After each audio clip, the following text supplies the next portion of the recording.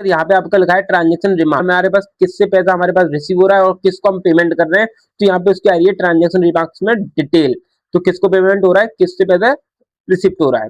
उसके बाद यहाँ पे आ रहा है विड्रॉल, मतलब देने से पैसा यहाँ पे हम किसी को पेमेंट कर रहे हैं, और यहाँ पे आ रहा है डिपॉजिट, मतलब यहाँ से किसी कस्टमर से पैसा डिपॉजिट हो रहा है।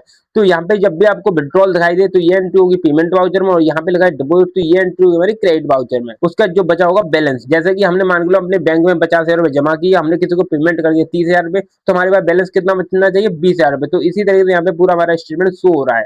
ठीक है, तो ये एंट्री हमें रिकॉर्ड करनी है टेली प्राइम में। तो आते हैं हम टेली प्राइम में और यहाँ से करते हैं वाउचर। वाउचर में सबसे पहले यहाँ पे क्या है, पैसा रिसीव हुआ है, मतलब डिपॉजिट साइड क्या है, पैसा रिसीव हो रहा है, और विड्रॉल साइड पैसा पेमेंट हो रहा है।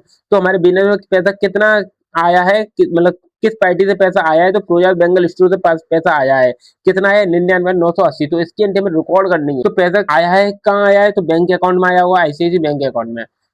किसने डाला है, तो फिरोजाबाद बेंगल स्टोर। कितना डाला है, 99,980 रुपए। तो यहाँ पे 99,980 रुपए। तो जो एंट्री कर रहे हैं हम सिंगल एंट्री मोड में कर रहे हैं। सिंगल एंट्री मोड में हमें डेबिट और क्रेडिट हमें कुछ नहीं लिखना, बस यहाँ पे हमें ऊपर जो अकाउंट में इसमें हमें बैंक का नाम लिख देना है और नीचे पार्टी का नाम लिख देना है, चाहे वो रिसिप्ट वाउचर हो चाहे पेमेंट वाउचर हो।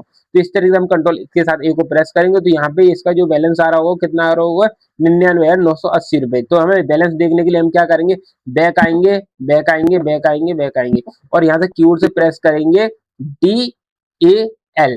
तो यहाँ पे नेम ऑफ लेयर आपको दिखाई दे रहा होगा। तो यहाँ पे हमें जो लेयर ओपन करना है, जो सारी ट्रांजेक्शन किस तरह बैंक से, तो यहाँ पे आईसीआईसी बैंक का लेयर ओपन कर लेंगे। तो यहाँ पे इस तरीके से आ गया। तो यहाँ पे 99,980 आपको क्लोजिंग बैलेंस दिखाई दे रहा होगा।